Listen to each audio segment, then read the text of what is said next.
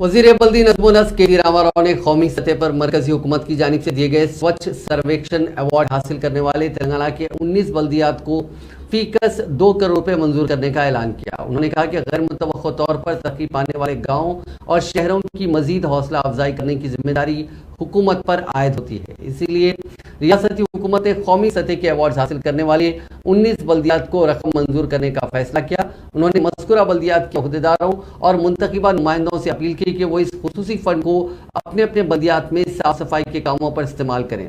स्वच्छ सर्वेक्षण अवार्ड हासिल करने वाले बल्दियात के काउंसलर्स कमिश्नर्स की तहनीत में एक प्रोग्राम मुनक्किद हुआ।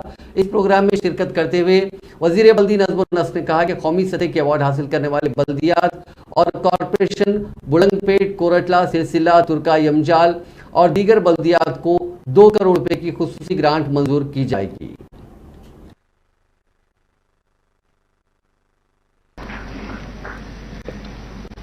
అందరికీ నమస్కారం। గౌరవనీయులు మన పురపాలక శాఖ special chief secretary Arvind Kumar గారు, గౌరవనీయులు పురపాలక శాఖ కార్యదర్శి సుదర్శన్ రెడ్డి గారు, గౌరవనీయులు మన డైరెక్టర్ మున్సిపల్ అడ్మినిస్ట్రేషన్, అదేవిధంగా పాత్రికేయ మిత్రులకి అందరికీ పేరు పేరున నమస్కారం। సరిగ్గా లంచ్ టైంలో మైక్ ఇచ్చినందుకు సత్యనారాయణ గారికి ధన్యవాదాలు। ఎందుకంటే మీ అందరికి ఆకలితుంది, ఎప్పుడెప్పుడు లంచ్ పోదామని మీరు చూస్తున్నారు, ఎంతసేపు మాట్లాడతారని టెన్షన్లో ఉన్నారు। ఎవరైనా షుగర్ పేషెంట్లు ఉన్నారా? ఉంటే చేయలేబట్టింది, సిగ్గుపడేది ఏం లేదు, ఆయన తడ్డం పడేది దానికంటే చేయలేబట్టింది నేను బిస్కెట్లు ఉన్నాయి, ఈ లోపల బిస్కెట్లు అన్న తినొచ్చు, నేను కూడా ఉన్నాను కాబట్టి తిన్నాను, మళ్ళీ మీరు అపార్థం చేసుకోకూడదని చెప్తా ఉన్నాను।